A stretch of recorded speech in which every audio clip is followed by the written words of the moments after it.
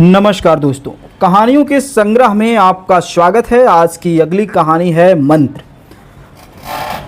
पंडित लीलाधर चौबे जबान में जादू था। नमस्कार दोस्तों, कहानियों के संग्रह में आपका स्वागत है। आज की कहानी है मंत्र। पंडित लीलाधर चौबे का जबान में जादू था। जिस वक्त वह मंच पर खड़े होकर अपनी वाणी की सुधा वृष्टि करने लगते थे, श्रोताओं की आत्माएं तृप्त हो जाती थी।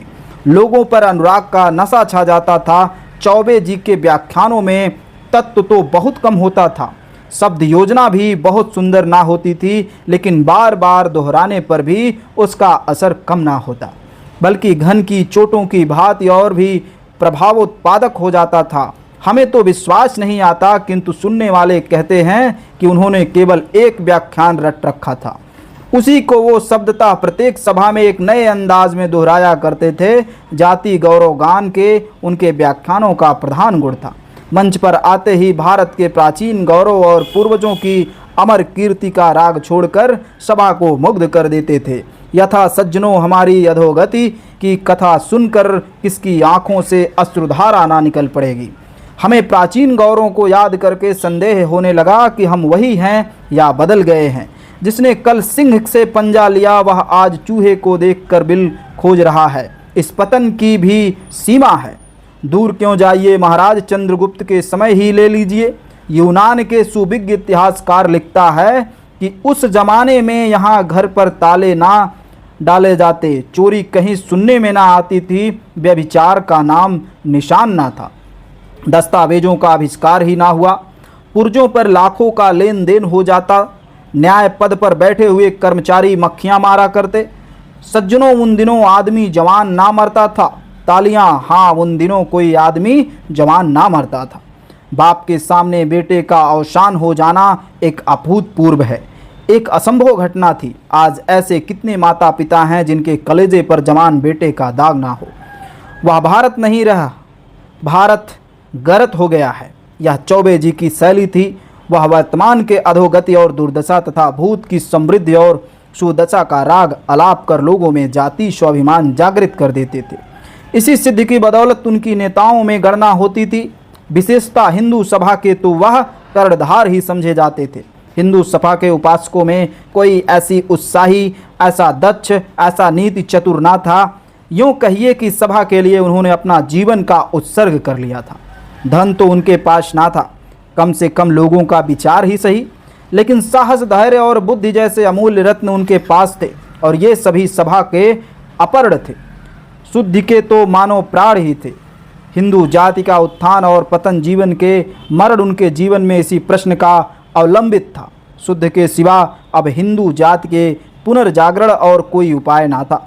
जाति की समस्त नैतिक, शारीरिक, मानसिक, सामाजिक, आर्थिक और धार्मिक बीमारियों की दवा इसी आंदोलन की सफलता में मर्यादित थी, और वह तन मन से इसका उपयोग किया करते थे। चंदा वसूल करने में चौबे जी सिद्ध हस्त थे।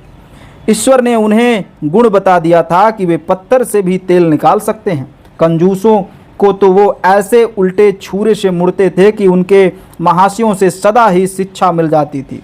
इस विषय में पंडित जी सास, दमान, दंड और भेद, इन चारों नीतियों से काम लेते थे।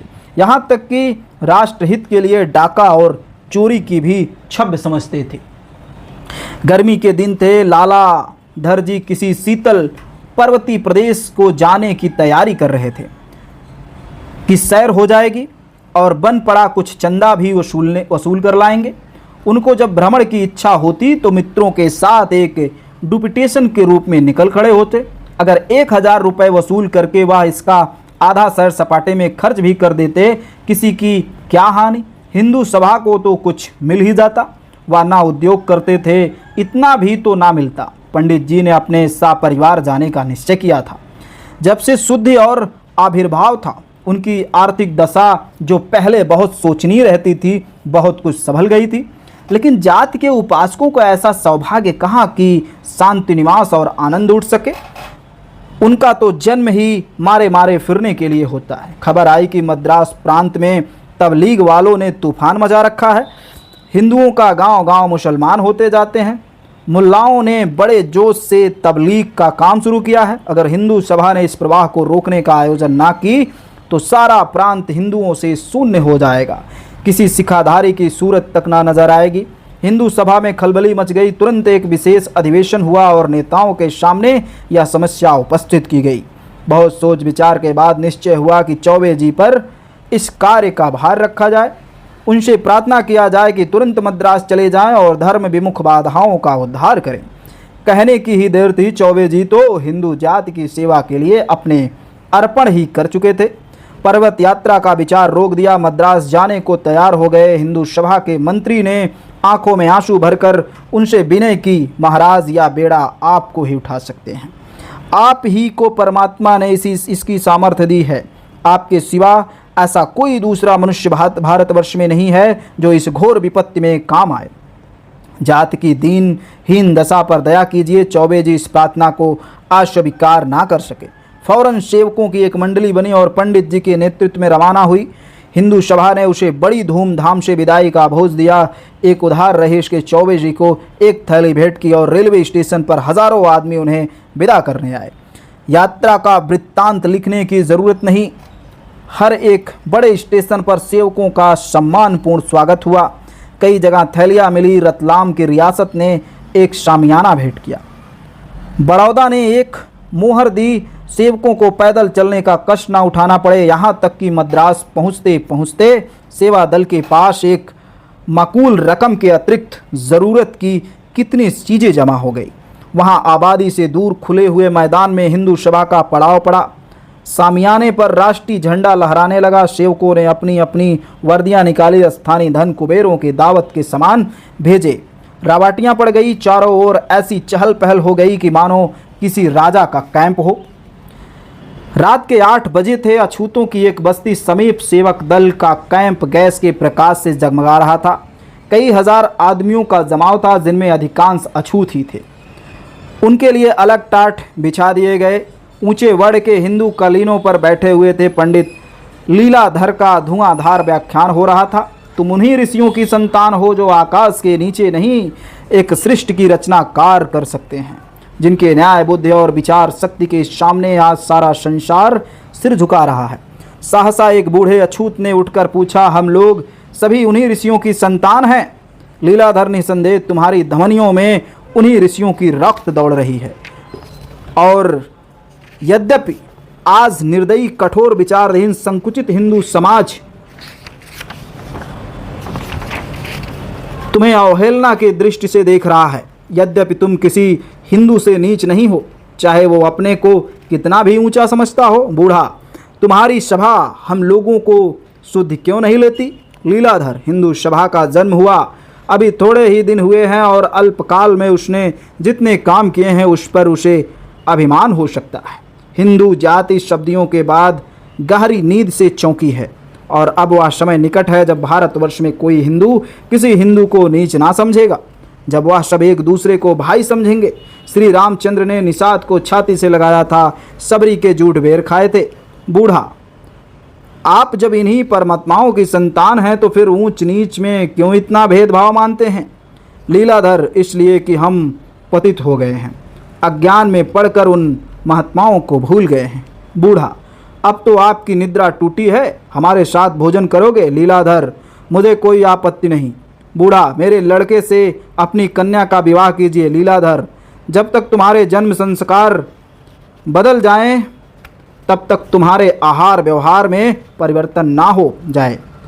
हम तुमसे विवाह का संबंध नहीं कर सकते। मांस खाना छोड़ो, मदिरा पीना छोड़ो, शिक्षा ग्रहण करो, तभी तुम उच्च वर्ग के हिंदुओं में मिल सकते हो। बूढ़ा, हम कितने ही ऐसे कुलीन ब्राह्मणों को जानते हैं जो रात दिन नशे में डूबे रहते हैं, मांस के बिना कौर नहीं उठाते, और कितने ही ऐसे हैं जो एक अक्षर भी नहीं पढ़े हैं, पर आपको उनके साथ भोजन करते देखता हूँ। उनसे विवाह का संबंध करने में आपको कदाचित इनकार ना होगा। जब आप खुद अज्ञान में पड़े हुए हैं तो हमारा उद्धार कैसे हो सकता है? आपका हृदय अभी तक अभिमान से भरा हुआ है। जाइए, अभी कुछ दिन और अपनी आत्मा का सुधार कीजिए। हमारा उद्धार आपके किए ना होगा। हिंदू समाज में रहकर हमारे माथे पे नीचता का कलंक ना मिटेगा। हम कितने ही विद्वान, कितने ही आचारवान हो जाएं, आप हमें यूं ही नीच समझते रहेंगे। हिंदुओं की आत्मा मर गई है और उसका स्थान अहंकार ने ले लिया है। हम अब देवता की शरण जा रहे हैं, जिनके मानने वाले हमसे गले मिलने को आज ही तैयार हैं। वे यह नहीं कहते कि तुम अपने संस्कार बदल कर आओ। हम अच्छे हैं बुरे हैं, वो इसी दशा में हमें अपने पास बुला रहे हैं। आप अगर ऊंचे हैं तो ऊंचे बने रहिए, हमें उड़ना ना पड़ेगा। लीलाधर एक ऋषि संतान के मुंह से ऐसी बातें सुनकर मुझे आश्चर्य हो रहा है। वर्ण भेद में ऋषियों का ही किया हुआ है, उसे तुम कैसे मिटा सकते हो? बूढ़ा, ऋषियों को मत बदनाम कीजिए, यह सब पाखंड आप लोगों ने रचा है। आप कहते हैं कि तुम मदिरा पीते हो, लेकिन आप मदिरा पीने वालों की जूतियां चाटते हैं। हमसे मांस खाने का कारण घिनाते हो, लेकिन आप गोमांस खाने वालों के सामने नाक रगड़ते हो। इसीलिए ना कि आपसे बलवान है। हम भी आज राजा हो जाएं तो आप हमारे सामने हाथ बांधे खड़े होंगे। आपके धर्म में वही ऊंचा है जो बलवान है, वही नीच है जो निर्बल है। यही आपका धर्म है। यह कहकर बूढ़ा वहाँ से चला गया और उसके साथ ही और लोग भी उठ खड़े हुए। केवल चौबे जी और उनके दल वाले मंच पर रह गए। मानो मंचगान समाप्त हो जाने के बाद उसकी प्रतिध्वनि वायु में गूंज रही थी। तबलीग वालों ने जब से चौबे जी के आने की खबर सुनी थी, इस फिक्र में थे कि किसी उपाय से इन सबको यहाँ से दूर करना चाहिए। चौबे जी का नाम दूर दूर तक प्रसिद्ध था। जानते हैं, या यहाँ जम गए तो हमारी सारी करी कराई मेहनत व्यर्थ हो जाएगी। इसके कदम यहाँ जमने ना पाए, मुल्लाओं ने उपाय सोचना शुरू किया। बहुत वाद विवाद के बाद, हुज्जत और दलील के बाद निश्चय हुआ कि इस काफिर को कत्ल कर दिया जाए। ऐसा शबाब लूटने के लिए आदमियों की क्या कमी है? उनके लिए तो जन्नत का दरवाज़ा खुल जाएगा। हूरें उनकी बलाएं, लेकिन फरिश्ते उनके कदमों की खाक का सुरमा बनाएंगी। रसूल उसके सिर पर बरकत का हाथ रखेगा। खुदाबंद करीम उसे सीने से लगाएगा और कहेगा, तुम मेरा प्यारा दोस्त है। हट्टे कट्टे जवानों ने तुरंत बीड़ा उठा लिया। रात के 10 बज गए। हिंदू सभा के कैंप में सन्नाटा था। केवल चौबे जी अपनी रावटी में बैठे हुए सभा के मंत्री को पत्र लिख रहे थे। यहाँ सबसे बड़ी आवश्यकता धन की है। रुपया जितना भेज सको भेजिए। डिपुटेशन भेजकर वसूली कीजिए। मोटे महाजनों की जेब टटोलिए, भिक्षा मांगिए। बिना धन के इन अभागों का उद्धार ना होगा। जब तक कोई पाठशाला ना खुले, कोई चिकित्सालय ना स्थापित हो, कोई वाचनालय ना हो, इन्हें कैसे विश्वास आएगा कि हिंदू सभा उनकी हित चिंतक है? तबलीग वाले जितना खर्च कर रहे हैं उसका आधा भी मुझे मिल जाए तो हिंदू धर्म का पताका फहराने लगे। केवल व्याख्यानों से काम ना चलेगा, आशीषों से कोई जिंदा नहीं रहेगा। सहसा किसी की आहट पाकर वह चौंक पड़े। आंखें ऊपर उठाई तो देखा 2 आदमी सामने खड़े थे। पंडित जी ने सशंकित होकर पूछा, तुम कौन हो? क्या काम है? उत्तर मिला, हम इजराइल के फरिश्ते हैं, तुम्हारी रूह कब्ज करने आए हैं। इजराइल ने तुम्हें याद किया है। पंडित जी ये बहुत ही बलिष्ठ पुरुष थे, उन दोनों के एक धक्के में गिरा सकते थे। प्रातःकाल 3 पाव मोहन भोग और 2 सेर दूध का नाश्ता करते थे। दोपहर के समय पाव भर घी दाल में खाते। तीसरे पहर दूधिया भंग छानते और जिसमें सेर भर मलाई और आधा सेर बादाम मिली रहती। रात को डटकर ब्यालू रात्रि भोजन करते और क्योंकि प्रातः काल तो फिर कुछ ना खाते। इस पर तुर्रा यह है कि पैदल भग भर भी ना चलते। पालकी मिले तो पूछना ही क्या, जैसे घर पर पलंग उड़ा जाए हो। कुछ ना हो तो इक्का तो। यद्यपि काशी में 2 ही 4 इक्के वाले ऐसे थे जो उन्हें देखकर कहना दें इक्का खाली नहीं है। ऐसा मनुष्य नर्म अखाड़े में पट पड़कर ऊपर वाले पहलवान को थमा सकता था। चुस्ती और फुर्ती के अवसर पर तो वह रेत पर निकला हुआ कछुआ था। पंडित जी ने एक बार कनखियों के दरवाजे की तरफ देखा। भागने का कोई मौका ना था। तब उनसे साहस का संचार हुआ। भय की पराकाष्ठा की साहस अपने सोटे की तरफ हाथ बढ़ाया और गरज कर बोले, निकल जाओ यहाँ से। बात मुंह से पूरी ना निकली थी कि लाठियों का वार पड़ा। पंडित जी मूर्छित होकर गिर पड़े। शत्रुओं ने समीप आकर देखा, जीवन का कोई लक्षण ना था। समझ गया काम तमाम हो गया। लूटने का विचार ना था, पर जब कोई पूछने वाला ना हो तो हाथ बढ़ाने में क्या हर्ज है। जो कुछ हाथ लगा ले लिया, देकर चलते बने। प्रातःकाल बूढ़ा भी उधर से निकला तो सन्नाटा छाया हुआ था, ना आदमी ना आदमजात। छौलदारियाँ भी गायब, चकराया यह माजरा क्या है। रात ही भर में आली दीन के महल की तरफ जब कुछ गायब हो गया तो उन महात्माओं से एक भी नज़र नहीं आता जो प्रातःकाल मोहन भोग उड़ाते और संध्या के समय भंग घोटते दिखाई देते थे। जरा और समीप जाकर पंडित लीलाधर की रावटी में झांका तो कलेजा सन्न हो गया। पंडित जी जमीन पर मुर्दे की तरह पड़े थे, मुंह पर मक्खियां भिनक रही थी, सिर के बालों में रक्त ऐसा जम गया था जैसे किसी चित्रकार के ब्रश में रंग। सारे कपड़े लहूलुहान हो रहे थे। समझ गया पंडित जी के साथियों ने उन्हें मारकर अपनी राह ले ली। सहसा पंडित जी के मुंह से कराहने की आवाज़ निकली। अभी जान बाकी थी। बूढ़ा तुरंत दौड़ा हुआ गांव में आ गया और कोई आदमियों को लाकर पंडित जी को अपने घर उठवा ले आया। मरहम पट्टी होने लगी। बूढ़ा दिन के दिन और रात ही रात पंडित जी के पास बैठा रहता। उसके घर वाले उसकी सुसरा में लगे रहते। गांव वाले भी यथाशक्ति सहायता करते। इस बेचारे का यहाँ कौन अपना बैठा है। अपने हैं तो हम बेगाने हैं, तो हम हमारे ही उद्धार के लिए तो बेचारा यहाँ आया था, नहीं तो यहाँ उसे क्यों आना था। कई बार पंडित जी अपने घर पर बीमार पड़ चुके थे, पर उनके घर वाले ने इतनी तन्मयता से उनकी तीमारदारी ना की थी। सारा घर, और घर ही नहीं सारा गांव उनका गुलाम बना हुआ था। अतिथि सेवा उनके धर्म का एक अंग था। सभ्य स्वार्थ ने सभी निस्वार्थ भाव से गला नहीं घोटा था। सांप का मंत्र जानने वाला देहाती अब भी माघ पूस की अंधेरी मेघाच्छन्न रात में मंत्र झाड़ने के लिए 10-5 कोस पैदल दौड़ता हुआ चला जाता था। उसे डबल फीस और सवारी की जरूरत नहीं होती। बूढ़ा मल मूत्र तक अपने हाथों से उठाकर फेंकता। पंडित जी की घुड़कियां सुनता। सारे गांव से दूध मांगकर उन्हें पिलाता, पर उसकी त्योरियां कभी मैली ना होती। अगर उसके कहीं चले जाने पर घर वाले लापरवाही करते तो आकर सबको डांटता। महीने भर के बाद पंडित जी चलने फिरने लगे और फिर उन्हें ज्ञात हुआ कि उन लोगों ने मेरे साथ कितना उपकार किया। इन्हीं लोगों का काम था मुझे मौत के मुंह से निकाला, नहीं तो मरने में क्या कसर रह गई थी। उन्हें अनुभव हुआ कि मैं जिन लोगों को नीच समझता था और जिनके उद्धार की बीड़ा उठाकर आया था, मुझसे कहीं ऊंचे हैं। मैं इस परिस्थिति में कदाचित रोगी को किसी अस्पताल में भेजकर ही अपनी कर्तव्य निष्ठा पर गर्व कर सकता था। समझता मैंने दधीची और हरिश्चंद्र का मुख उज्जवल कर दिया।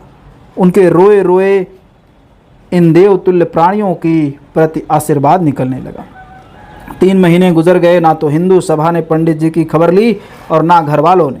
सभा के मुखपत्र पर उनकी मृत्यु पर आंसू बहाए गए। उनके कामों की प्रशंसा की गई और उनका स्मारक बनाने के लिए चंदा खोल दिया गया। घर वाले भी रो पीट कर बैठ गए। उधर पंडित जी दूध और घी खाकर चाक चौबंद हो गए। चेहरे पर खून की सुर्खी दौड़ गई। देह भर आई सेहत, देहात की जलवायु व काम दिखाया जो कभी मलाई और मक्खन से ना हुआ। पहले की तरह तैयार तो हो गए, पर फुर्ती चुस्ती दुगनी हो गई। मोटाई हुई आलस्य अब नाम को भी ना थी। उनमें एक नए जीवन का संचार हुआ। जाड़ा शुरू हो गया। पंडित जी घर लौटने की तैयारी कर रहे थे कि इतने में प्लेग का आक्रमण आ गया और गांव के 3 आदमी बीमार हो गए। बूढ़ा चौधरी भी उन्हीं में था। घर वाले उन रोगियों को छोड़कर भाग खड़े हुए। वहां का दस्तूर था कि जिन बीमारियों को वो लोग दैवी प्रकोप समझते थे, उनके रोगियों को छोड़कर चले जाते थे। उन्हें बचाना देवताओं से बैर मोल लेना है, और देवताओं से बैर करके कहाँ जाते। जिस प्राणी को देवता ने चुन लिया उसे भला वो उसको हाथों से छीनने का साहस कैसे करते। पंडित जी को भी लोगों के साथ ले जाना चाहा, किंतु पंडित जी ना गए। उन्होंने गांव में रहकर रोगियों की रक्षा करने का निश्चय किया। जिस प्राणी ने उन्हें मौत के पंजे से छुड़ाया उसे इस दशा में छोड़कर वह कैसे जाते। उपकार ने उनकी आत्मा को जगा दिया। बूढ़े चौधरी ने तीसरे दिन होश आने पर उन्हें अपने पास खड़े देखा तो बोला, महाराज तुम यहाँ क्यों आए हो? मेरे लिए देवताओं का हुक्म आ गया है। अब मैं किसी तरह नहीं रुक सकता। तुम क्यों अपनी जान जोखिम में डालते हो? मुझ पर दया करो, चले जाओ। लेकिन पंडित जी पर कोई असर ना पड़ा। वह बारी बारी से तीनों रोगियों के पास जाते, कभी उनकी गिल्टियाँ सेकते तो कभी उन्हें पुराणों की कथाएं सुनाते। घरों में नाज बर्तन आदि सब ज्यों के त्यों रखे थे। पंडित जी पथ्य बनाकर रोगियों को खिलाते। रात को जब रोगी सो जाते और सारा गांव भाएं भाएं करने लगता तो पंडित जी को भयंकर जंतु दिखाई देते। उनके कलेजे में धड़कन होने लगती, लेकिन वहाँ से टहलने का नाम ना लेते। उन्होंने निश्चय कर लिया था कि या तो इन लोगों को बचा लूँगा या इन पर अपने बलिदान ही कर दूंगा। जब 3 दिन सेंक बांध करने पर भी रोगियों की हालत ना संभली तो पंडित जी को बड़ी चिंता हुई। शहर वहाँ से 20 मील पर था। रेल का कहीं पता नहीं था, रास्ता बीहड़ और सवारी कोई नहीं थी। इधर यह भय अकेले रोगियों की ना थी, जाने क्या दशा हो। बेचारे बड़े संकट में थे। अंत चौथे दिन पहर रात रह गए और अकेले शहर को चल दिए। 10 बजते बजते वहाँ जा पहुँचे। अस्पताल से दवा लेने में बड़ी कठिनाई का सामना करना पड़ा। गंवारों से अस्पताल वाले दवाओं का मनमाना दाम वसूल रहे थे। पंडित जी को मुफ्त क्यों देते? डॉक्टर के मुंशी ने कहा कि दवा तैयार नहीं है। पंडित जी गिड़गिड़ा कर कहे, सरकार बड़ी दूर से आया हूँ, कई आदमी बीमार पड़े हैं, दवा ना मिलेगी तो सब मर जाएंगे। मुंशी ने बिगड़ कर कहा, क्यों सिर खाए जाते हो? कह तो दिया कि दवा तैयार नहीं है, ना तो इतनी जल्दी हो सकती है। पंडित जी अत्यंत दीन भाव से बोले, सरकार ब्राह्मण हूँ, आपके बाल बच्चे को भगवान चिरंजीवी करे, दया कीजिए, आपका इकबाल चमकता रहे। रिश्वती कर्मचारी में दया कहाँ, वो रुपए के गुलाम थे। ज्यों ज्यों पंडित जी उसकी खुशामद करते वह और भी झल्लाता था। अपने जीवन में पंडित जी कभी इतनी दीनता ना प्रकट किए थे। उनके पास इस वक्त एक ढेला भी ना था। अगर वह जानते कि दवा मिलने में इतनी दिक्कत होगी तो गांव वालों से ही कुछ मांग जांच कर लाए होते। बेचारे हस्तबुद्ध खड़े सोच रहे थे अब क्या करना चाहिए। सहसा डॉक्टर साहब स्वयं बंगले से निकल आए। पंडित जी लपक कर पैरों में गिर पड़े और करुण स्वर में बोले, दीन बंधु, मेरे घर में 3 आदमी ताउन में पड़े हुए हैं, बड़ा गरीब हूँ, सरकार कोई दवा मिले। डॉक्टर साहब के पास ऐसे गरीब नित्य आया करते थे। उनके चरणों में किसी का गिर पड़ना, उनके सामने पड़े हुए आर्तनाद करना उनके लिए कुछ नई बातें ना थी। अगर इस तरह वह दया करने लगते तो दवा ही भर के होते या ठाट बाट कहाँ से निभाते। मगर दिल के चाहे कितने भी बुरे हो, बातें मीठी मीठी करते। पैर हटाकर बोले, रोगी कहाँ है? पंडित जी, सरकार वो घर है, इतनी दूर कैसे लाता? डॉक्टर, रोगी घर और तुम दवा लेने आ गए, कितने मज़े की बात है। रोगी को देखे बिना कैसे दवा दे सकता हूँ? पंडित जी को अपनी भूल मालूम हुई। वास्तव में बिना रोगी को देखे रोग की पहचान किए कैसे दवा मिल सकती थी। लेकिन 3 रोगियों की इतनी दूर लाना आसान ना था। अगर गांव वाले उनकी सहायता करते तो डोलियों का प्रबंध हो सकता था, पर वहाँ तो सब कुछ अपने ही बूते पर करना था। गांव वालों से इनमें सहायता मिलने की कोई आशा ना थी। सहायता की कौन कहे, वो तो उनको शत्रु हो गए थे। उन्हें भय होता कि यह दुष्ट देवताओं का बैर बढ़ाकर हम लोगों पर ना जाने विपत्ति आ जाए। अगर कोई दूसरा आदमी होता तो वह उसे कब का मार चुका होता। पंडित जी उन्हें प्रेम से गए और इसलिए छोड़ दिया। यह जवाब सुनकर पंडित जी कुछ बोलने का साहस तो ना करते। कलेजा मजबूत करके बोले, सरकार अब कुछ नहीं हो सकता, डॉक्टर अस्पताल से दवा नहीं मिल सकती, हम अपने पास से दाम लेकर दवा दे सकते हैं। पंडित जी, यह दवा कितने की होगी? सरकार, डॉक्टर साहब ने दवा का दाम 10 रुपये बतलाया और यह भी कहा कि इस दवा से जितना लाभ होगा उतना अस्पताल की दवा से नहीं होगा। फिर बोले, वहाँ पुरानी दवाई रखी रहती है, गरीब लोग आता है दवाई ले जाता है, जिसको जीना होता है जीता है, जिसको मरना होता है मर जाता है। हमसे कुछ मतलब नहीं, हम तुमको जो दवा देंगे वो सच्चा दवा होगा। 10 रुपये। इस समय पंडित जी को 10 रुपये 10 लाख जान पड़े। इतने रुपए वह एक दिन में भंग बूटी में उड़ा दिया करते थे, पर इस समय तो धेले धेले को मोहताज थे।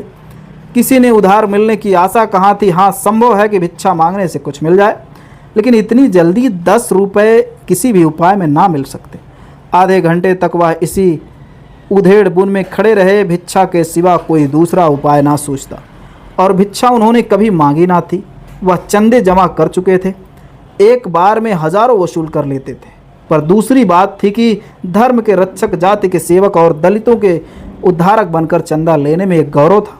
चंदा लेकर वह देने वालों पर एहसान करते थे, पर यहाँ तो भिखारियों की तरह हाथ फैलाना, गिड़गिड़ाना और फटकारे सहनी पड़ेगी। कोई कहेगा, इतने मोटे ताजे हो तो मेहनत क्यों नहीं करते? तुम्हें भीख मांगते शर्म नहीं आती? कोई कहेगा, घास खोद लाओ, मैं तुम्हें अच्छी मंजूरी दूंगा। किसी को ब्राह्मण होने का विश्वास ना आएगा। अगर यहाँ उनकी रेशमी अचकन और रेशमी साफा होता तो केसरिया रंग वाला दुपट्टा ही मिल जाता तो वह कोई स्वाग भर लेते। ज्योतिष बनकर किसी धनी सेठ को फांस सकते थे और इस फांस में वह उस्ताद भी थे। पर यहाँ वह सामान कहाँ, कपड़े लत्ते तो सब कुछ लूट चुके थे। विपत्ति में कदाचित बुद्धि भ्रष्ट हो जाती है। अगर वह मैदान में खड़े होकर कोई मनोहर व्याख्यान दे देते तो शायद उनके 10-5 भक्त पैदा हो जाते, लेकिन इस तरफ उनका ध्यान ही ना गया। वह सजे हुए पंडाल में फूलों से सुसज्जित मेज के सामने मंच पर खड़े होकर अपनी वाणी का चमत्कार दिखला सकते थे। इस दुर्व्यवस्था में कौन उनका व्याख्यान सुनेगा? लोग समझेंगे कि कोई पागल बक रहा है। मगर दोपहर ढली जा रही थी, अधिक सोच विचार का अवकाश ना था। यही संध्या हो गई थी तो रात का लौटना असंभव हो जाएगा। थोड़ा सा माफ़ी चाहेंगे, 1 मिनट जल पीने के बाद फिर से कहानी सुनाते हैं क्योंकि गला सूख गया है।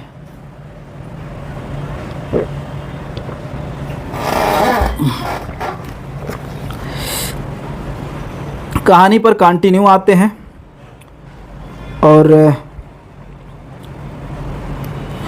कहानी की पंक्ति छूट गई थोड़ा सा। मैं क्या बोला था भाई आप लोगों से?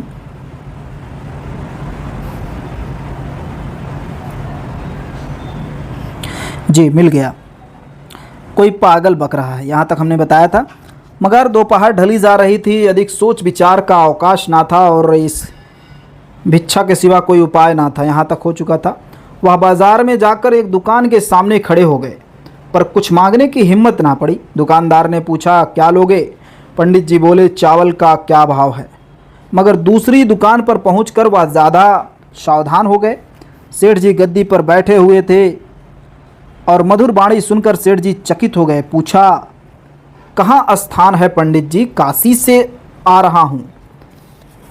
यह कहकर पंडित जी सेठ जी को धर्म के दक्षों के लक्षण बतलाए और श्लोक की ऐसी अच्छी व्याख्या की कि वो मुग्ध हो गए। फिर बोले, महाराज आज चलकर मेरे स्थान को पवित्र कीजिए। कोई स्वार्थी आदमी होता तो इस प्रस्ताव को सहस्र स्वीकार कर लेता, लेकिन पंडित जी को लौटने की पड़ी थी। पंडित जी बोले, नहीं सेठ जी, मुझे अवकाश नहीं है। सेठ महाराज, आपको हमारी इतनी खातिर करनी पड़ेगी।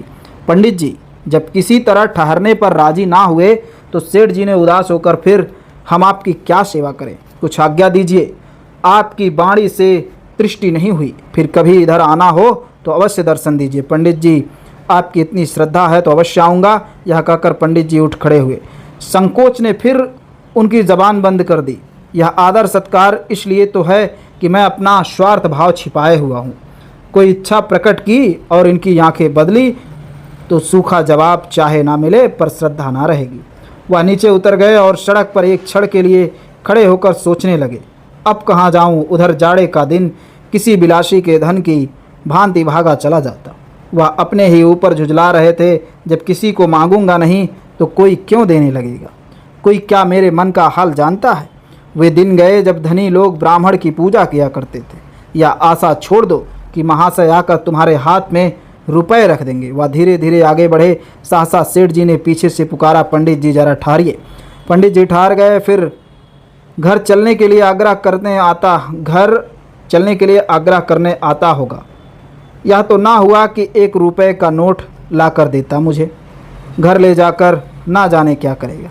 मगर सेठ जी ने सचमुच एक गिन्नी निकाल कर उनके पैरों में रख दी तो उनकी आंखों में आंसू आ गए। अब भी सच्चे धर्मात्मा जीव संचार में हैं, नहीं तो यह पृथ्वी रसातल को चली जाती। अगर इस वक्त उन्हें सेठ जी के कल्याण के लिए अपनी देह का शेर रक्त भी देना पड़ता तो शौक से दे देते। गदगद कंठ से बोले, इसका तो कुछ काम ना था सेठ जी, मैं भिक्षुक नहीं हूँ, आपका सेवक हूँ। सेठ जी श्रद्धा विनयपूर्ण शब्दों में, भगवान इसे स्वीकार कीजिए, यह दान नहीं भेंट है। मैं भी आदमी पहचानता हूँ, बहुत तेरे साधु संत होंगे, यति देश और धर्म सेवक आते रहेंगे, पर ना जाने क्यों किसी के प्रति मन में श्रद्धा नहीं उत्पन्न होती। उनसे किसी तरह पिंड छुड़ाने की पड़ जाती है। आपका संकोच देखकर मैं समझ गया कि आपका यह पेशा नहीं है। आप विद्वान धर्मात्मा हैं, पर किसी संकट में पड़े हुए हैं। इस तुच्छ भेंट को स्वीकार कीजिए और मुझे आशीर्वाद दीजिए। पंडित जी दवाएं लेकर चले तो हर्ष उल्लास और विजय से उनका हृदय उछला पड़ता था। हनुमान जी भी संजीवन बूटी लाकर इतने प्रसन्न ना हुए होंगे, ऐसा सच्चा आनंद उन्हें कभी प्राप्त ना हुआ। उनके हृदय में इतने पवित्र भावों का संचार कभी ना हुआ था। दिन बहुत थोड़े रह गए थे। सूर्यदेव अविरल गति से पश्चिम की ओर दौड़ते चले जाते थे। क्या उन्हें भी किसी रोगी को दवा देनी थी? वह बड़े बेग से दौड़ते हुए पर्वत की ओट में छिप गए। पंडित जी और भी फुर्ती से पांव बढ़ाने लगे, मानो उन्होंने सूर्यदेव को पकड़ लेने की ठान रखी थी। देखते ही देखते अंधेरा छा गया। आकाश में एक तारे दिखाई देने लगे। अभी 10 मील था, मंजिल और बाकी था। जिस तरह काली घटा और सिर पर मणिदाते देखकर गृहिणी दौड़ दौड़ कर सुखावन समेटने लगती थी, उसी भांति लीलाधर भी दौड़ना शुरू किया। उन्हें अकेले पड़ जाने का भय ना था, भय था अंधेरे में राह भूल जाने का। दाएं बाएं बस्तियां छूटती जाती। पंडित जी को ये गांव इस समय बहुत ही सुहावने मालूम होते थे। कितने आनंद से लोग अलाव के सामने बैठे ताप रहे थे। सहसा उन्हें एक कुत्ता दिखाई दिया। ना जाने किधर से आकर वह उनके सामने पगडंडी पर चलने लगा। पंडित जी चौंक पड़े, पर एक क्षण में उन्होंने कुत्ते को पहचान लिया। वो बूढ़े चौधरी का कुत्ता मोती था। वह गांव छोड़कर आज इतनी दूर कैसे आ निकला, क्या जानता। पंडित जी दवा लेकर आ रहे होंगे, कहीं रास्ते ना भूल जाएं, कौन जानता। पंडित जी ने एक बार मोती कहकर पुकारा तो कुत्ते ने दुम हिलाई, पर रुका नहीं। वह इससे अधिक परिचय देकर समय नष्ट ना करना चाहता था। पंडित जी को ज्ञात हुआ कि ईश्वर मेरे साथ है, वही मेरी रक्षा कर रहा है। अब उन्हें कुशलता से घर पहुंचने का विश्वास हो गया। 10 बजते बजते पंडित जी घर पहुंच गए। रोग घातक ना था, पर यश पंडित जी को बदा था। 1 सप्ताह के बाद तीनों रोगी चंगे हो गए। पंडित जी की कीर्ति दूर दूर तक फैल गई। उन्होंने यम देवता से घोर संग्राम करके आदमियों को बचा लिया। उन्होंने देवताओं पर भी विजय प्राप्त कर ली। असंभव को संभव कर दिखाया। वह साक्षात भगवान थे। उनके दर्शनों के लिए लोग दूर दूर से आने लगे, किंतु पंडित जी को अपनी कीर्ति से इतना आनंद ना था जितना रोगियों को चलते फिरते देखकर। चौधरी ने कहा, महाराज तुम साक्षात भगवान हो, तुम ना आते तो हम बचते नहीं। पंडित जी बोले, मैंने कुछ नहीं किया, यह सब ईश्वर का दया है। चौधरी, अब हम तुम्हें कभी नहीं जाने देंगे, जाकर अपने बाल बच्चों को भी ले आओ। पंडित जी, हाँ मैं भी सोच रहा हूँ, तुमको छोड़कर अब नहीं जा सकता। मुल्लाओं ने मैदान खाली पाकर आसपास के देहातों में खूब जोर बांध रखा था। गांव गांव मुसलमान होते जाते थे। उधर हिंदू सभा का सन्नाटा खींच लिया था। किसी की हिम्मत ना पड़ती थी कि इधर आए लोग दूर बैठे और मुसलमानों पर गोला बारूद चला रहे थे। इस हत्या का बदला कैसे लिया जाए, यही उनके सामने सबसे बड़ी समस्या थी। अधिकारियों के पास बार बार प्रार्थना पत्र भेजे जा रहे थे कि इस मामले का छानबीन की जाए। बार बार यही जवाब मिलता कि हत्यारों का पता नहीं चलता। उधर पंडित जी के स्मारक के लिए चंदा भी जमा किया जा रहा था, मगर इस नई ज्योति ने मुल्लाओं का रंग फीका कर दिया। वहाँ एक ऐसे देवता का अवतार हुआ जो मुर्दा को जिला देता था, जो अपने भक्तों के कल्याण के लिए अपने प्राणों का बलिदान कर सकता था। मुल्लाओं के यहाँ सिद्धि कहाँ, या विभूति कहाँ, या चमत्कार कहाँ। इस ज्वलंत उपहार के सामने उन्नत और अखूब की कोरी दलीलों ठहर सकती थी। पंडित जी अब अपने ब्राह्मणत्व के घमंड करने वाले पंडित ना थे। उन्होंने शूद्रों को और भीलों को आदर करना सीख लिया था।